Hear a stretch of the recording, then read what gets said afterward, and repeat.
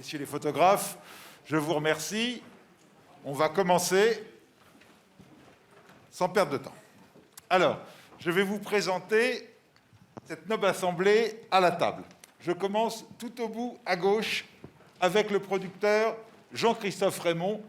Vous le connaissez, c'est un producteur qui a produit beaucoup de premiers films, qui s'est beaucoup investi. Clément Cogitor, Vincent Mariette, Virgile Vernier.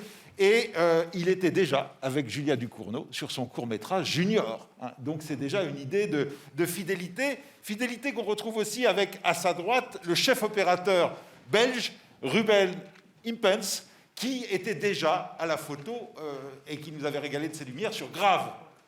Et par ailleurs, c'est quelqu'un dont vous avez pu apprécier le travail avec Félix von Groningen, Belgica, Alabama Monroe, et puis aussi avec ce film de Lord Clermont-Tonnerre, Nevada. À sa droite, on ne le présente pas, mais si quand même, Vincent Lindon, figure iconique du cinéma français, qu'on associe à des grands cinéastes, à Stéphane Brisé, à Claire Denis, à Benoît Jacquot.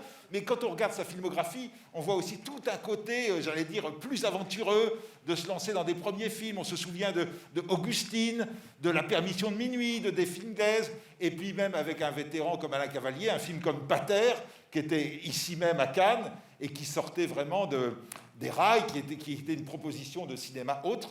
Je vous rappelle qu'à Cannes, il a eu un prix d'interprétation en 2015 pour La loi du marché. Voilà.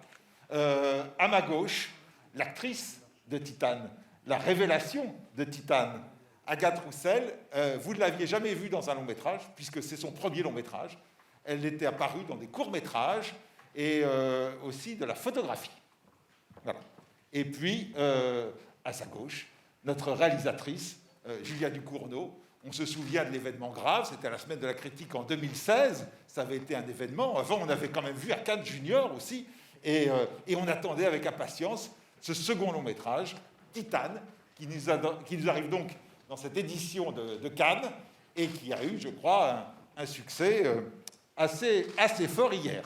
Voilà. Alors, ma première question, elle sera pour Julia Ducournau, qui est... Quelles envies aviez-vous de récits, d'histoires après Grave? Est-ce que cette histoire-là était déjà en germe dans votre esprit? Oui, alors moi j'ai commencé l'écriture de Titane pendant la post-production de Grave, parce que c'est vrai que quand on passe 5 ans avec un film comme ça a été le cas pour Grave, parfois on a besoin de se raconter d'autres histoires dans la tête pour survivre, en fait. Et du coup, j'ai commencé à écrire Titane à ce moment-là. Et je pense que la première chose, c'est que Titane est né de mon envie de mettre l'amour au centre du récit. Parce qu'en fait, l'amour inconditionnel, l'amour absolu, l'amour dénué de tout déterminisme, apparaît dans Grave, dans la réaction de Justine Adrien ou de Justine à sa sœur, mais c'est périphérique par rapport au parcours du personnage. Et c'est vrai que j'ai noué une petite frustration à cet égard-là et que j'avais envie d'aller plus loin dans ma découverte de tout ce qui était possible, en fait, dans l'acceptation de l'autre et dans le traitement de ça. Donc c'est surtout ça, en fait, qui m'est venu surtout à l'esprit. C'est vrai que quand on parle de Titane, tout le monde ne pense pas forcément à une histoire d'amour, mais pour moi, c'est une histoire d'amour. Une question ici. Bonjour, Frédéric Rougeau, le Max Cinéma. Une question pour les acteurs. Comment vous avez appréhendé, préparé, vécu votre rôle? Et en comparaison pour Vincent avec vos expériences précédentes, est-ce qu'il y a quelque chose de particulier chez Julia? La réponse. Alors, il n'y a pas quelque chose de particulier, il y a beaucoup de choses de particulières. Avant de parler de la transformation ou de comment j'ai travaillé mon rôle, ce film m'a permis des choses incroyables que je ne savais pas à l'intérieur de moi, c'est-à-dire le lâcher-prise, la perte de contrôle. Mais à tout niveau, comme acteur, mais comme homme. Je pense que une bonne affaire entre un interprète et un rôle, c'est quand l'interprète, quand le rôle se dit tiens, j'ai de la chance d'avoir éventuellement, entre guillemets, sans prétention, été interprété par lui ou par elle, quand il s'agit d'Agathe, mais quand nous on rentre à la maison, on se dit j'ai la chance d'être Vincent Legrand. Et Donc Julia m'a demandé des choses que j'avais jamais concédées avant. Pas que je me tienne à tout, mais j'ai décidé d'être vraiment à son service. C'est-à-dire l'écouter totalement, ne discuter absolument rien, dire j'y vais, je vais au feu, j'avance comme un pompier. On me dit d'aller à droite, je vais à droite, on me dit d'aller à gauche, je vais à gauche. Moi, même si de temps en temps, je me dis ah tiens, ça ne m'intéresse pas, je fais ce qu'elle me demande. Je regarde pas le combo, j'ai fait la préparation physique et j'ai été même jusqu'au bout. C'est-à-dire que j'ai même eu envie pour les interviews, je suis ravi de parler aujourd'hui avec vous. J'ai même eu envie, c'est Julia qui a conçu ce film dans sa tête, elle a mis 5 ans à le faire. La dernière fois qu'elle a été ici avec Grave, c'était en 2016. Un metteur en scène qui met 5 ans à revenir, c'est bon signe, ça veut dire qu'il a travaillé. Et donc elle a conçu ça dans sa tête, elle l'a écrit, elle l'a préparé, elle l'a mis en scène, elle l'a monté, elle l'a mixé, elle a tout fait. Il y a un moment où j'ai eu envie de me mettre en retrait au niveau des interviews et de la presse, parce que j'ai envie de redonner ces lettres de noblesse d'abord à la conférence de presse, pour que les gens soient plus nombreux ici, à Cannes, donc, qui est le plus grand festival de cinéma au monde. Et j'ai envie de redonner ces lettres de noblesse aux metteurs en scène. Aujourd'hui, avec les influenceurs, les footballeurs, tout le monde est connu, comme disait Andy Warhol, pendant 15 minutes. Et le metteur en scène, c'est un personnage qui travaille énormément. C'est des sommes de travail considérables. Nous, on arrive bien après et on part bien avant que tout soit fini. Et donc, je me suis dit, c'est l'occasion ou jamais. En plus, j'avais envie de rendre hommage aux femmes. Et donc, j'ai une metteur en scène qui est une femme, et j'ai une collaboratrice et une collègue avec qui j'ai adoré jouer, qui est Agathe, et j'avais envie de mettre, comment dire, à leur côté, être là comme fait un pompier, c'est-à-dire au cas où je suis là. Et j'ai été passionné par ce rôle. J'ai travaillé beaucoup mon corps, mais c'est pas à moi de le dire, parce qu'après ça devient, c'est pas marrant, ça se voit, les gens qui le remarqueront. J'ai toujours détesté les acteurs qui racontent vous imaginez pas, ça a été dur pour moi, et qui disent j'ai pris beaucoup de risques. Je t'en foutrais des risques. De faire le nouveau film de Julia Ducournau, c'est pas un risque, c'est une chance. Un risque, c'est autre chose. Voilà, je suis très très très très fier. Et l'autre chose que j'ai appris, c'est que ça m'a redonné une jeunesse. Je me suis aperçu que on peut vieillir dans l'âge, mais on peut rester jeune dans la tête. Et je me suis aperçu que j'étais quand même un peu rock'n'roll. Voilà.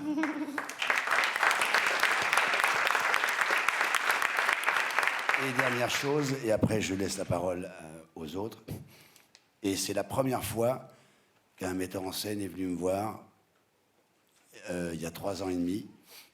Un soir, on prenait un verre et Julia m'a dit il faut que je te dise, Vincent, je suis en train d'écrire un film et pour le rôle masculin, je pense à toi, c'est tout. Et elle m'a dit je te dirai à la fin du film pourquoi.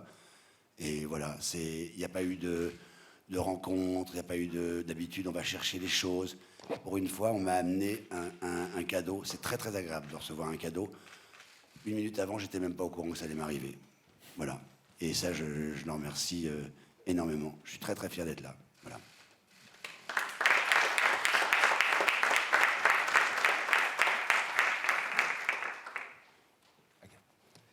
Alors, quelle était la question, du coup?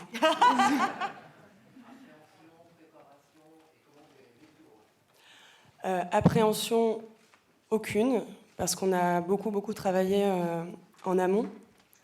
Et Julia a tenu à ce que, comme ce rôle est très physique, celui que je porte, à ce qu'on soit vraiment extrêmement prêt, à ce que, juste pour qu'il n'y ait pas de blessure, par exemple, et pour tenir la distance aussi du film. Donc je suis arrivée prête, vraiment très prête.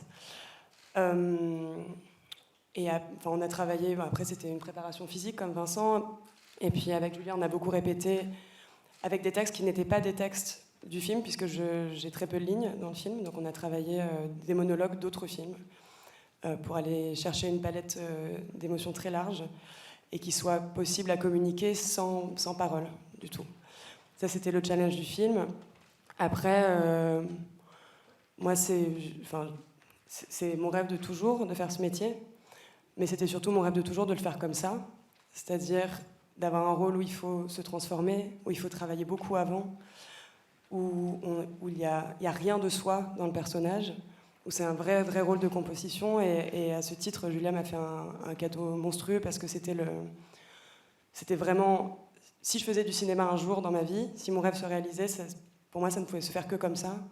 Donc là, je réalise toujours pas très bien que ça s'est passé, et à ce point, puisque je suis là avec vous, là. Donc, voilà.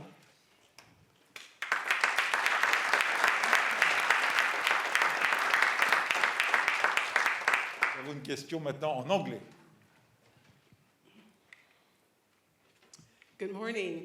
Bonjour, My name is Chad. je m'appelle Jazz Ebert, je viens du Chicago Sun-Times et RogerEbert.com. Film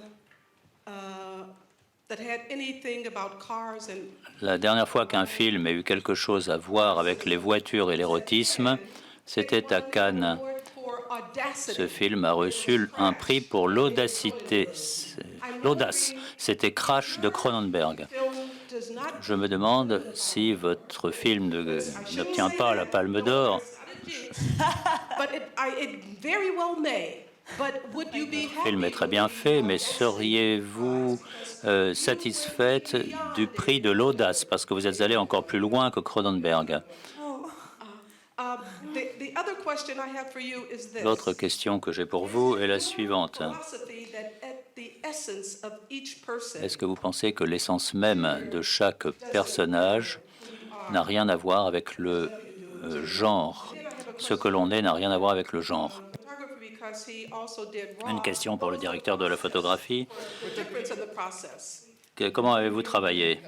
Okay, thank you. Whichever one you want. All right. Oh, thank you. Merci. All right. First things first. Thank you so much for your words.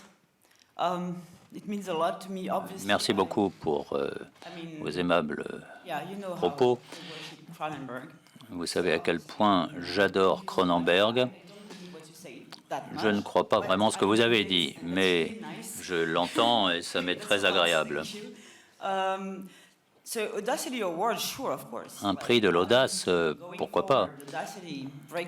L'audace, dépasser les limites, oui, j'accepterai ce prix. Je suis extrêmement superstitieuse, donc je ne vais pas parler de palmarès ici. La deuxième question que vous me posez porte sur ma relation avec le genre dans le film. Je pense que mon intention dans le film est exactement de faire en sorte que le public accepte que la question du genre n'a absolument aucune pertinence. Lorsqu'on parle d'identité, notre voyage dans la vie, nos choix, etc., tout ce qui compte, c'est de se libérer d'idées préconçues concernant ce que devrait être un être humain. Nous sommes extrêmement nombreux sur cette planète et toutes les idées préconçues, pour moi, sont plutôt difficiles à traiter. Dans mon film, le personnage d'Alexia ne se transforme pas parce qu'elle le souhaite, elle se transforme parce qu'elle le doit, par nécessité, parce qu'elle est poursuivie par la police, etc. Elle est recherchée. Mais à un stade du film, après la scène du bus, elle revient vers Vincent et elle envisage de le tuer, mais elle a néanmoins besoin de lui. Il y a quelque chose qui se produit en elle, car à ce moment, elle décide d'être cette personne. Elle veut le devenir. Et pour moi, c'est cela qui compte, car à ce moment, je souhaite que le public accepte cette idée et que le public croit que ce duo père et fils a lieu et que l'amour entre eux existe également. Voilà ce que je voulais dire sur le film. Et après, il y avait donc une question pour le chef opérateur. Comment vous avez travaillé sur ce film avec Julia? Yeah, because you asked me about the process, and it's well, the script. Parce que vous m'avez posé une question sur le processus, le scénario, c'est cadeau. C'est un cadeau. And the process is quite, Et le processus que l'on suit est tout à fait clair, car Julia est extrêmement précise dans la préparation. On ne fait pas plus de 10 prises par jour. very little improvisation. Il y a très peu de place pour l'improvisation. Tout cela est planifié, prévu. And she has the quality to squeeze out the Elle a cette qualité qui lui permet d'extraire de chacun le maximum de ce qu'il peut donner. Ruben, tu peux faire mieux, continue. big quality. C'est une grande qualité. Et notamment sur le travail de la couleur. Vous en avez parlé avant, vous avez fait j'allais dire une scénographie de la lumière, des choix de lumière qui sont quand même très particuliers. On n'est pas du tout dans une atmosphère réaliste. Hein, donc, Oui, mais oui, très souvent je dis bon, c'est peut-être pas bien, c'est pas, je le crois pas. Et je lui ai dit oui, mais ça m'intéresse pas. Si c'est bien pour l'histoire, si c'est bien pour l'émotion qu'on est en train de chercher, c'est ça qui compte. Mais oui, on fait un passage dans le scénario et on parle en détail, en couleur. Et c'est tout marqué. parce que tout se passe sur le plateau. C'est pas à l'étalonnage qu'on change les couleurs. Non. Pas beaucoup. On réajoute, Oui. mais c'est au plateau que... Ouais. Tu peux pas, si tu veux combattre la lumière du plateau à l'étalonnage. C'est vraiment, tu joues avec ce qu'il y a en fait. Une question ici. Hi, Amir Kamine from Israel. Une question d'Israël. Julia, I remember when I was young. Julia, je me souviens, lorsque j'étais un jeune critique dans les années 80, j'ai vu Blue Velvet et j'ai l'impression que l'avenir du cinéma ne serait plus le même. C'est la même chose que j'ai ressenti hier. Le cinéma ne sera plus le même. Thank you so much. So, question to you, I want to just speak about the gay aspect of the Donc, je voudrais vous parler des danses érotiques amazing performance. You said that you des pompiers, mais vous avez dit que pour Julia, vous avez fait des choses que vous n'aviez jamais faites avant. Pouvez-vous nous en parler? Et puis le choix de la musique, comment avez-vous procédé? One thing about the homoerotic aspect of light and the way Alors, une chose au niveau de la lumière et de l'érotisme avec les pompiers. I want him to know about what. Pour lui, vous vouliez... Quelle était votre question? he said, Evan Sante said that he done for you things that he never done before. Il a dit qu'il fait pour votre film ce qu'il n'avait jamais fait dans le passé. And the third one we'll see after, if you don't mind, because I The already. choice of the music, because I blown your mind, or what I said? Pour la musique, la question était sur la musique. Okay, so you know, I think like basically talking about fluidity of gender. Lorsqu'on parle de la fluidité des genres, I thought that I would present in my film two very je pensais présenter mon film types of gender en fonction d'archétypes de genre. or overly Dans le salon automobile avec les femmes, comment dire, qui étaient très sexualisées, très objectivées, pretty much at the same level as the cars because et à peu près au même niveau que les voitures, parce elles sont maquillées un petit peu comme les voitures le sont. Et puis ensuite, à la station des pompiers,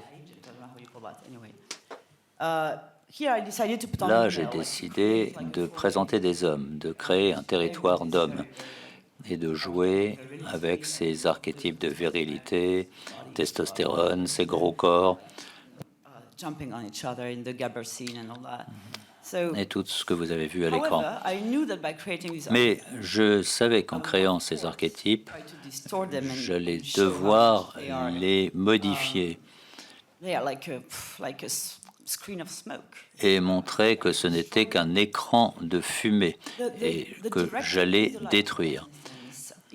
Et la direction et la lumière, d'ailleurs, à ce moment, est essentielle. Je ne sais pas si vous avez remarqué, mais la violence est la partie la plus froide de la lumière et du côté des femmes, alors que le côté mauve est doux et du côté des hommes. C'est juste un exemple dans le film du travail que j'ai essayé de faire. Essayer de rendre flou les lignes séparant les genres. Donc avoir ce voyage Il n'y a que dans lequel il n'y a que ces personnes sont leur propre animal, c'est-à-dire qu'elle appartient à elle-même et à personne d'autre. Donc, elle, au milieu, se trouve en faisant des allers-retours entre ces archétypes qu'elle détruit les uns après les autres. Et pour revenir à votre idée de l'érotisme de la danse, des pompiers avec du mauve, j'aime beaucoup cette scène parce que j'ai aimé filmer Vincent dans cette scène, que je l'ai filmé avec amour, rien d'autre. J'espère que ça se voit. Et il y a quelque chose d'extrêmement tendre dans ces scènes qui est essentiel lorsqu'on est confronté à tout un groupe de super mecs qui sont tous ensemble dans une même scène.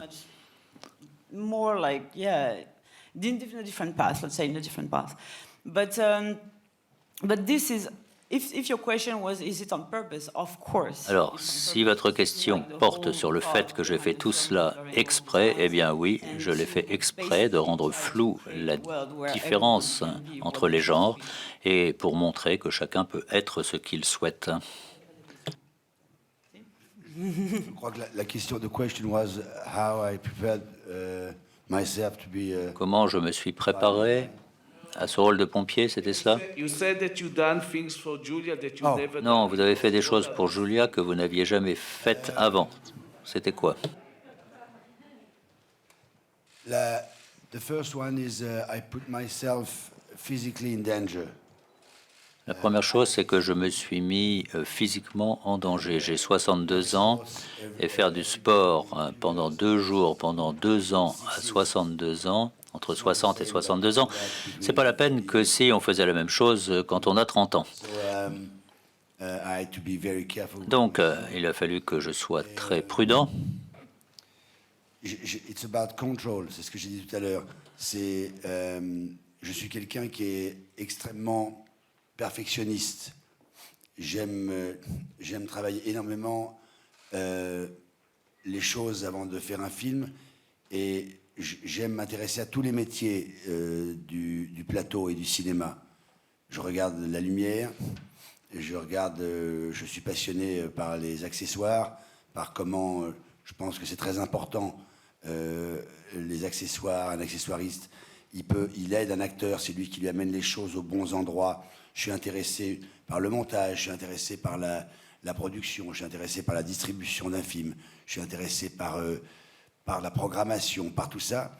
Et c'est la première fois que tout ça ne m'a pas intéressé.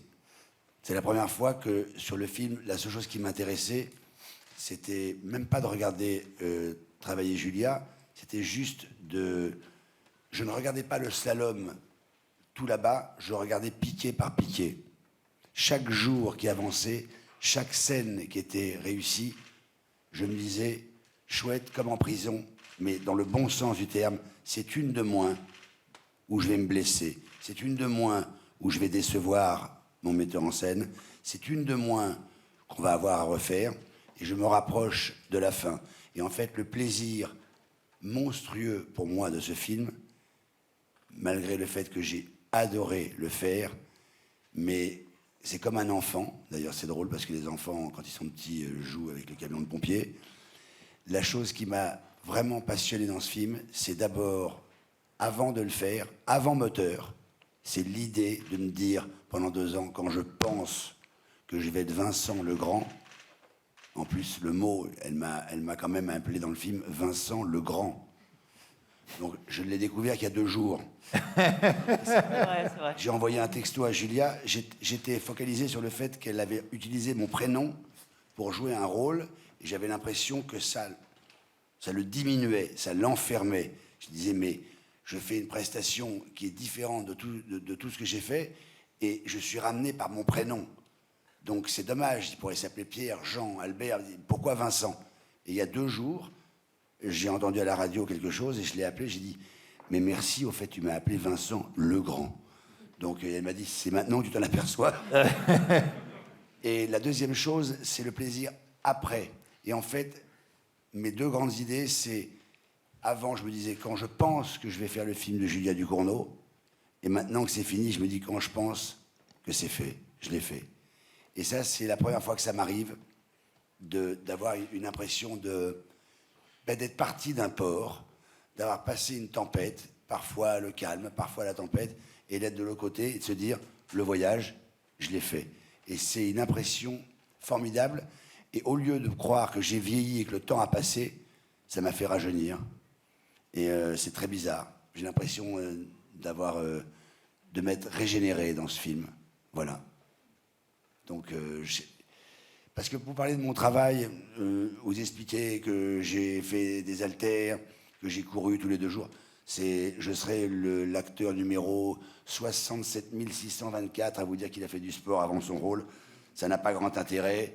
On s'en fiche. Ce qui est intéressant, c'est le rapport avec le feu, où j'ai beaucoup été dans la caserne de pompiers, et mon rapport sur le film avec le feu, où j'ai découvert une attirance pour le feu. C'est-à-dire que beaucoup de prises, Julia disait c'est bon aux artificiers, et moi je disais mais pourvu que ça dure, j'aimais brûler, j'aimais aller au feu, le feu m'attire, c'est très bizarre, je sais que c'est dangereux, et en même temps je me dis mais moi il me brûlera pas, voilà.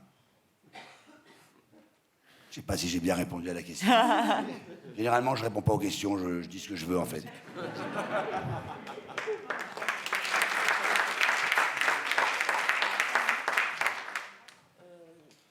Il y avait une question sur le choix de la musique, le travail sur la musique.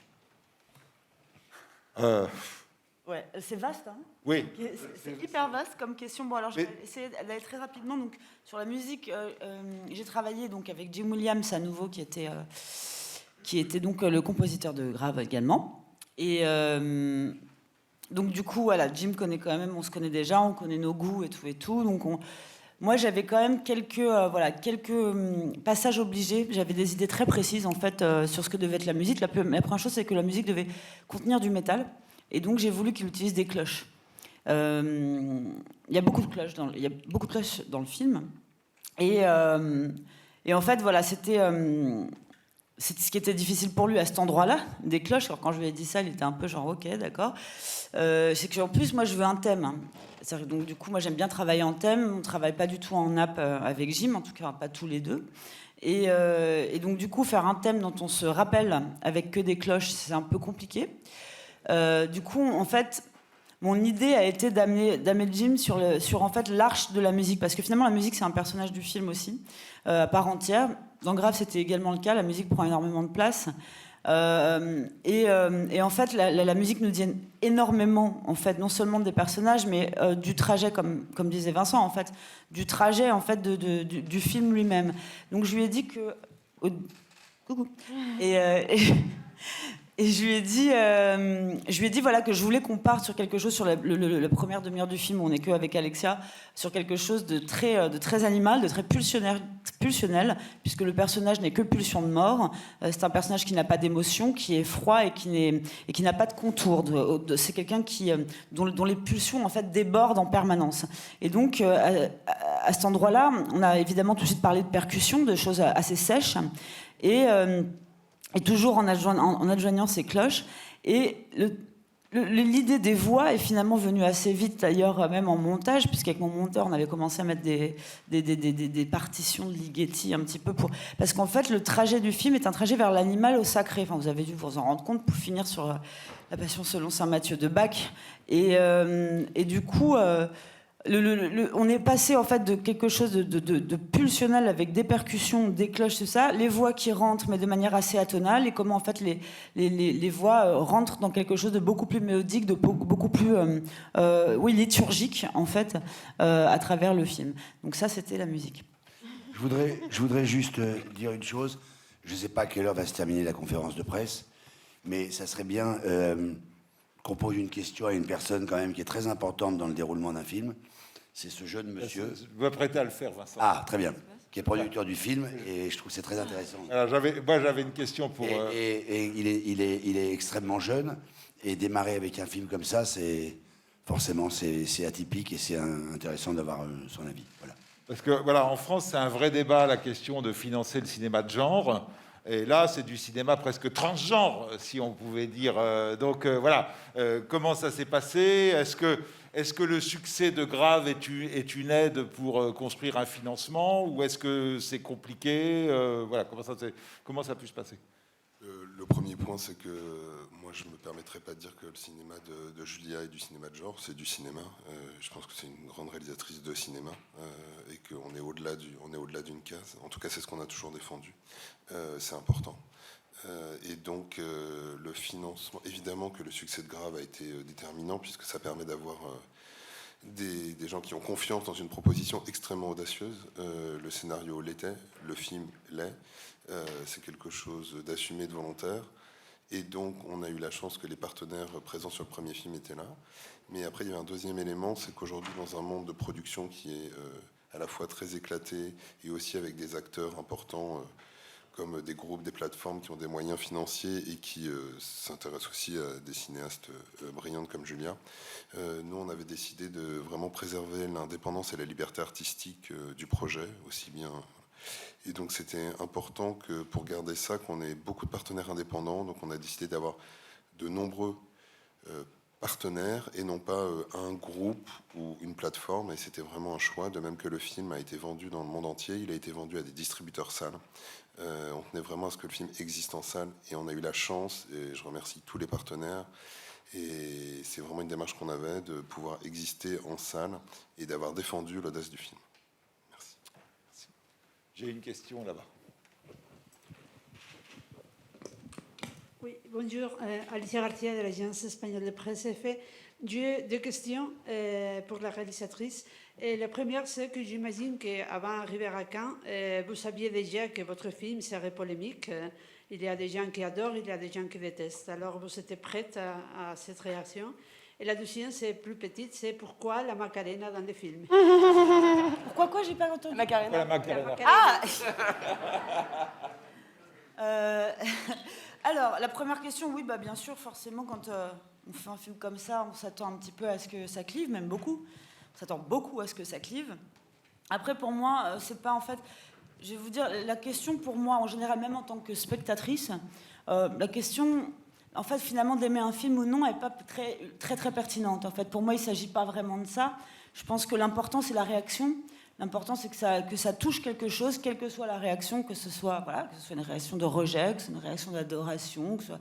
Mais l'important, c'est quand même qu'à tous les endroits, si on réagit, c'est que ça touche quelque chose en soi, et donc que ça fait réfléchir, et donc que ça fait débat, même un débat intérieur. Et je pense qu'en fait, finalement, il y a que ça qui compte. Si on faisait si le cinéma était un endroit, en fait, où on statue sur les choses, où on donne des réponses, où finalement, voilà, on essaye de mettre tout le monde d'accord, ce serait un art mort. Hein, voilà.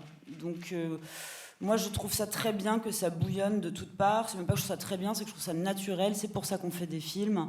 Et donc, voilà. Donc, je suis absolument ravie. S'il y a tant qu'il y a de la réaction, tant qu'il y a de la vie, moi, je suis contente. Ça veut dire que j'ai accompli ma mission. Après, pour la deuxième question, la Macarena. La Macarena, en fait... Alors... Ça a l'air farfelu comme ça, mais en vrai, il y a un fond de vérité là-dedans. C'est-à-dire qu'en fait, pour choper le bon rythme quand on apprend les premiers secours à faire un massage cardiaque, il y a 2 chansons qui sont au bon rythme. Il y a Staying Alive et Macarena. Et Staying Alive, il aurait fallu vraiment le budget de Harry Potter pour pouvoir l'avoir. Et donc, du coup, la Macarena, en même temps, ce que j'aimais, c'est que c'est beaucoup plus comique que Staying Alive. Et qu'à ce moment-là, en fait, justement, où on noue quelque chose de fort entre les personnages, encore dans le non-dit, mais qu'il y a cette espèce de rappel à la culture populaire, c'est-à-dire, on appartient au même monde. Tu connais la Macarena ? Bah oui, pourquoi ? Parce que tout le monde connaît la Macarena. Et donc du coup, tout à coup, ils sont dans le même monde, ils sont plus dans cette opposition, c'est plus les deux titans où on se dit qu'ils vont s'entretuer et qu'ils se comprendront jamais, et que de toute façon, voilà, ça va se finir très mal. Tout à coup, il y a cette espèce de trivialité, en fait, comme ça, de culturelle, qui apparaît, et que je trouve émouvante. Donc je suis très contente d'avoir pris Macarena, finalement. Moi, pardon, je rajoute toujours un petit truc. Je voudrais juste vous répondre à Madame la journaliste. Elle est, voilà. C'est drôle, les a priori. Vous avez posé votre question en disant, Madame Ducournau, avec un film comme ça, polémique, que certaines personnes adorent et d'autres détestent. Mais vous savez que c'est le cas de tout.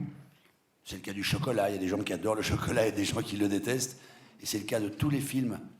C'est drôle que dès qu'on parle d'un film qui a un genre, ou un policier, ou un film... moi, je trouve que c'est pas un film qui a un genre. Je pense que c'est un film... je prends toujours l'exemple de Shape of the Water. Ça n'a pas de genre, c'est un film d'amour. Et il y a des films d'amour qui sont détestés et des films qui sont adorés. Il y a des gens qui détestent Vertigo. Il y a des gens qui adorent Vertigo. En fait, c'est la définition de l'art, et c'est exactement ce que Julia a dit. C'est ce qui le fait vivre, et c'est ce qui fait que ça remue, qu'il y a des vagues. Il faut des gens qui soient contre et des gens qui soient pour. Donc du coup, ça fait des discussions. Ce qui se perd aujourd'hui avec les réseaux sociaux, où tout le monde est seul. On discute, je suis d'accord, je suis pas d'accord, et ça élève l'œuvre d'art et ça élève le film. Et plus on en parlera, et plus des gens vont dire moi je suis pas d'accord, j'ai adoré, moi non. Plus celui qui n'a pas aimé va aller vérifier au cinéma, être sûr que l'autre avait tort, et celui qui a adoré va quand même aller vérifier si quand même il s'est pas trompé, et ça fera 2 personnes au lieu d'une. Ça tombe bien. Une question ici. Good morning, Teresa Kossur, ZDF, Trisat, German Television. I have a question for Julia. Une question pour Julia et une question pour Agathe. Je pense que votre film est très violent vis-à-vis de nous en tant que spectateurs, parce que vous voulez que nous réagissions. Mais c'est aussi une violence réelle dans le film. Donc, comment avez-vous souhaité présenter cette violence? C'est une question pour Agathe. Je pense que la violence, elle en est victime dans ce film. Et comment avez-vous joué ce personnage? Alors, pour la présentation de la violence, l'idée est de trouver sa propre orientation, sa propre boussole intérieure. Je n'aime pas la violence gratuite, ce n'est pas intéressant, c'est ennuyeux. C'est le moment où on quitte le film, on se dit tiens, je n'ai pas trouvé ça intéressant, la violence était là comme une plaisanterie. J'essaie toujours de rester au niveau de mes personnages, c'est ça qui me motive. On peut être tenté, on peut s'amuser avec un peu de sang, en allant un peu plus loin, et on peut rechercher une scène un peu plus, parce que ça, je ne le fais jamais. Dès que je fais ça, dès que j'y pense, j'efface. Parce que mon point de repère dans mes personnages, ce qu'ils vivent, je veux que vous le viviez aussi. Parce que je pense toujours que l'expérience du corps est ce qui relie tous les humains sur Terre. Nous sommes tous seuls dans notre corps et nous sommes tous vulnérables. C'est ce qui nous fait un. C'est pour cela que je parle beaucoup, je travaille beaucoup avec les corps, avec le corps des personnages, avec leurs sensations, avec leurs douleurs. Peut-être qu'un jour je ferai un film où il y a des chatouillements, je serai plus léger, mais au début du film, le personnage d'Alexia ne peut pas être, on ne peut pas se reconnaître dans ce personnage qui est un psychopathe, complètement dénué d'émotions, très très éloigné de sa propre humanité. Donc le seul moyen que je peux vous faire avancer comme spectateur, comme public dans le film. Moi, je sais qu'il va y avoir de l'amour à la fin du film, mais moi, je dois vous amener jusqu'à cet amour. Alors, j'ai besoin que vous suiviez ce personnage, que vous vous reconnaissiez en lui. à moins que j'ai un sens d'humour noir, mais je pense qu'il faut se reconnaître dans ce personnage, voir ce qu'elle vit avec son corps, et il faut ressentir ce qu'on ressent tout simplement parce que ça nous rappelle d'une certaine expérience de notre propre corps. Par exemple, si vous voyez quelqu'un qui s'est fait tirer dessus et qui a reçu une balle dans le bras, à vous, ça ne vous est jamais arrivé, mais on sait que c'est douloureux. Donc, tout ce qui est autour de cette complexité universelle, c'est ce que j'ai voulu présenter, et c'est ce qui vous mène à travers le film au début jusqu'à ce que des émotions commencent à prendre le dessus. En ce qui me concerne, la vraie violence du film n'est pas celle qui tourne autour du sang, des effets spéciaux, etc. La véritable violence est au début, lorsqu'il y a une absence du père biologique. C'est le fait que le père ne regarde pas du tout sa fille, peut-être dans un rétroviseur, mais ce n'est pas un regard direct. Et ça, c'est pour moi la source de la violence du film. Ce n'est pas une douleur physique, c'est juste une absence extrêmement pesante qui se montre sur la peau. C'est ma vue de la violence. Et comment... Vous voulez savoir comment j'ai fait face à cette violence? Le personnage provoque beaucoup de violence au début. Cette violence vient d'elle. Elle est un peu comme enceinte de cette violence et elle souffre la plupart du temps. Elle ne peut pas être violente, elle en souffre, mais la violence pour elle est un moyen de communiquer. C'est la façon qu'elle a de communiquer avec Vincent. Cette scène où ils dansent ensemble et ils finissent par se battre. C'est une façon de communiquer. Même au début du film, c'est la seule façon qu'elle a avoir des relations avec les autres, même avec son père. Elle ne frappe pas son père, mais elle l'ignore, elle le méprise. La violence montre qu'elle souffre.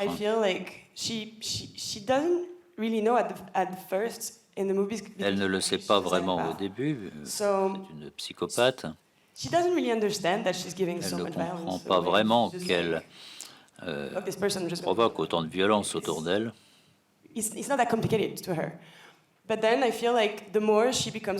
Et plus elle s'humanise, lorsqu'elle rencontre Vincent, plus elle s'humanise, plus elle comprend ce que la douleur signifie, plus elle commence à ressentir. Et c'est ce qu'il y a de beau dans cette histoire.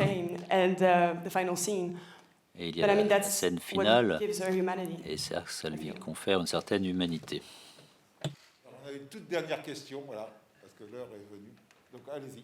Yes, thank you. This one's for Julia as well. Jürgen Hecker, Agence France Presse. Agence France Presse, une question pour Julia. Vous avez parlé de musique sacrée, mais il y a aussi une scène où Vincent le Grand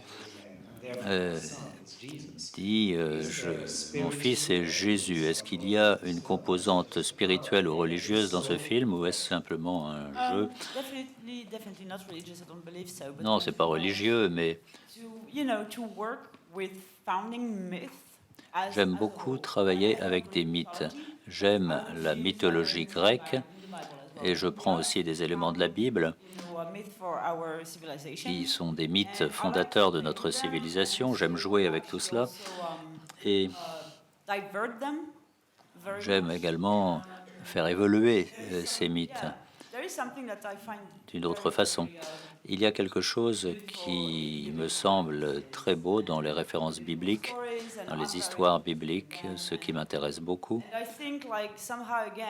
Et je pense que dans notre psyché universelle, ça résonne parce que il y a quelque chose de fondateur dans notre civilisation. C'est un mythe, mais j'utilise cela comme quelque chose qui quelque chose qui est en nous. Ce qu'il y a de sacré dans ce film résonne en nous, dans les personnages, dans leur acceptation de qui ils sont et dans la reconnaissance qu'ils ont l'un de l'autre et l'amour.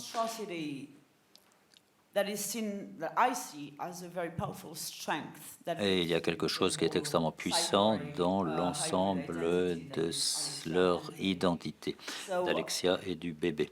Le sacré, c'est là où on trouve de la beauté lorsque tout le monde pense que c'est laid.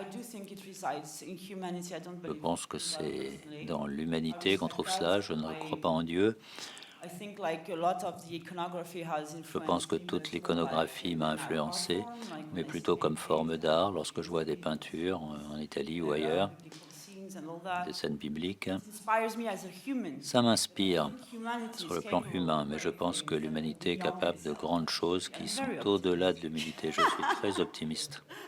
Le mot de la fin à Agathe qui avait... Juste quelque chose que j'ai pas eu l'occasion de dire.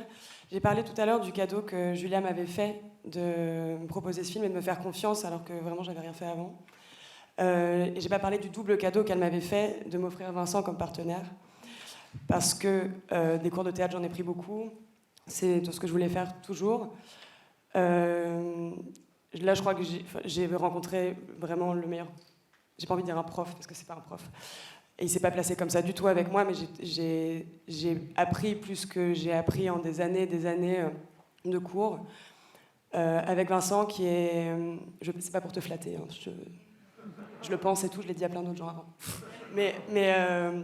Mais c'est quelqu'un d'extrêmement généreux qui m'a traité vraiment à la même hauteur, tout le temps. Et ça, parce que moi, j'étais prête à ce qu'il me traite en débutante, vraiment, ça aurait été fair enough, vraiment. Mais il m'a traité à absolue égalité. Il m'a accompagnée, il m'a appris, et de toute façon, juste de regarder cet acteur jouer, on apprend... Je pense que même tout le monde sur le plateau, même les gens qui n'étaient pas acteurs, ont appris des choses. Et voilà, je m'arrête après parce qu'on va pleurer. Merci. Merci Agathe, merci à tous. Si vous voulez prendre des photos, surtout ne montez pas sur l'estrade, c'est dangereux. Voilà. Je vous remercie pour ce moment.